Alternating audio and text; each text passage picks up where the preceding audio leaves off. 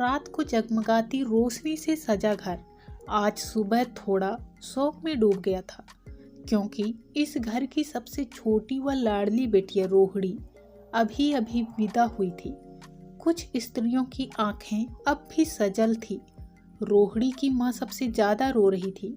आखिर दुख तो होता ही है अपने कलेजे के टुकड़े को विदा करते हुए, लेकिन सबसे बड़ी शांति बस यही थी कि बेटिया अच्छे घर में गई थी। इसलिए माँ जी, बाबूजी व उसके भाई के चेहरे पर पूर्ण संतुष्टि के भाव उभर आए थे। चलो आज इस जिम्मेदारी से भी मुक्ति मिली। बड़ी चिंता लग रही थी। अम्मा जी आसपास बैठे रिश्तेदारों से बतिया रही थी। वार्तालाप में रोहिणी या रोहिणी के भैया का ही जिक्र हो रहा था। रोहिणी इतनी अच्छी थी, सारा घर उसने ही संभाल रखा था। मुझे तो पता ही नहीं चलता था कि रसोई में क्या हो रहा है, कहाँ कोई चीज रखी है। बतियाने वाली सारी महिलाएं रोहिणी का गुणगान कर रही थीं। रोहिणी तो ससुराल के अवगुणों को भी निभा लेगी। बहुत गुणी है रोहिणी, अपने व्यवहार से सभी के मन को मोह लेगी। यहाँ अपनी भाभी के साथ भी बिल्कुल बहन की तरह से रहती थी। जिन गुणों का उसमें नितांत अभाव था, आज वो भी उसमें पैदा हो गए थे। शायद व्यक्ति के जाने के बाद उसकी कीमत बढ़ जाती है। धीरे धीरे बातों का रुख बदला और निशांत पर आकर केंद्रित हो गया। उनकी बातों से कामना नाराज या दुखी नहीं थी, लेकिन उसे अफसोस अवश्य हो रहा था, क्योंकि बहू होने के कारण कोई उसका नाम लेने वाला नहीं था। घर में बहू का नाम उस समय बड़ा जोर शोर से लिया जाता था। जब कोई कार्य घर में आहित में होता था, लाख बार सफाई देने पर भी बहू की बातों पर विश्वास नहीं किया जाता था। कामना ने बचे हुए कार्यों को समेटना प्रारंभ कर दिया, जबकि उसका बदन टूटकर चूर चूर हो गया था। 3 दिन से तो आराम का नाम ही नहीं था।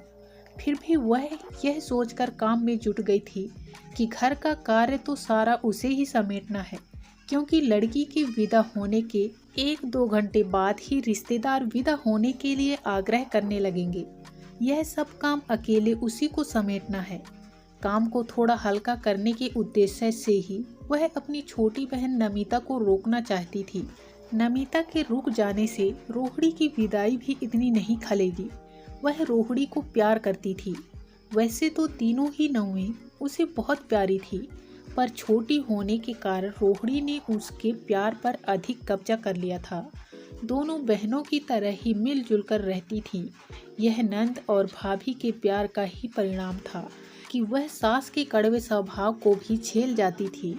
उसे ससुराल में भी मायके का आभास होने लगता, लेकिन फिर भी वह रोहिणी की विदाई पर रो नहीं पाई थी। पता नहीं कामना का हृदय कैसा विचित्र था कि कभी तो वह अनजान लड़की की विदाई पर ही रो पड़ती, रेडियो या टीवी पर विदाई गाने सुनकर रो पड़ती, लेकिन उसका हृदय आज पत्थर का हो गया और वह अपने नेत्र कोष से 2 मोती नंद की विदाई पर समर्पित ना कर पाई। वह शीघ्र कार्य समेट रही थी। साथ में नमिता भी हाथ बटा रही थी।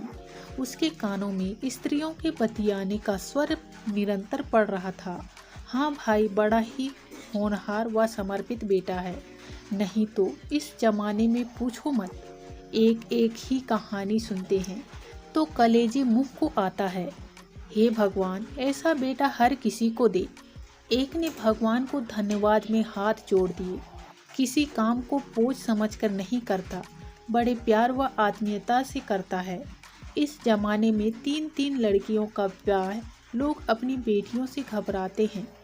निशांत बेचारा ने तो 3-3 बहनों का दायित्व पूरा किया है। हाँ, बेचारा शादी के 2 साल पहले से ही घर के जंजाल में फंस गया था और अब तक नहीं निकल पाया। भगवान भी शरीफों की ही परीक्षा लेता है। बहनों से निपटते ही अपनी बेटियों की जिम्मेदारी आ जाएगी। 3 बहनें और 2 बेटियां, बेचारा जिम्मेदारियां निभाते निभाते ही बूढ़ा हो जाएगा। कामना प्रतीक्षा कर रही थी कि शायद कभी उसकी प्रशंसा में भी वो शब्द कहे जाएंगे।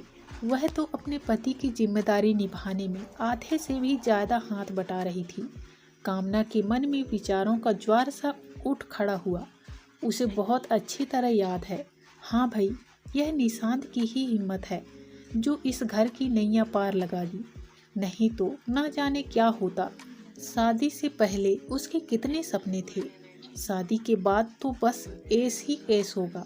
लड़का बैंक में कैशियर है, घर का सारा काम निपटाकर आराम से पलंग पर लेटकर टीवी पर प्रोग्राम देखा करेगी या टेप पर मनपसंद गाने सुना कर। कितना शौक था उसे फिल्मी गाने सुनने का। स्कूल जाते समय यदि कोई मनपसंद गाना रेडियो पर आता होता तो वह अपनी चाल धीमी कर देती। 2-3 बार तो इसी आदत के कारण विद्यालय में सजा भी पा चुकी थी। स्कूल जाते जाते तो जूते टूट गए हैं। एमए पास कर ली, बस बहुत है, अब घर में आराम फरमाया करेगी। शादी एक जिम्मेदारी का नाम है, इस बात से वह निशांत अभिनय थी। उसकी निगाह में तो शादी का अर्थ घूमना फिरना सजना संवरना ही था। लेकिन उसका ये सपना शीघ्र ही टूट गया। ससुराल में परिस्थितियां मकड़जाल की भांति बनी हुई थी, जिनसे निकलना नितांत कठिन था। ससुर सस्पेंड थे, सास फाजिल के रोग से पीड़ित थी, ससुर का केस इलाहाबाद कोर्ट में चल रहा था। ऊपर से सास की असाध्य बीमारी पर रुपया पानी की तरह बह रहा था। परिस्थितियों के व्यूह में फंसे इस घर की बड़ी बेटी सुनंदा भी अपनी गृहस्थी जमाने से वंचित थी। घर में कोई दूसरा कमाने वाला नहीं था। घर के काम की अधिकता को देखते हुए सुनंदा ने पढ़ना बीच में ही छोड़ दिया था।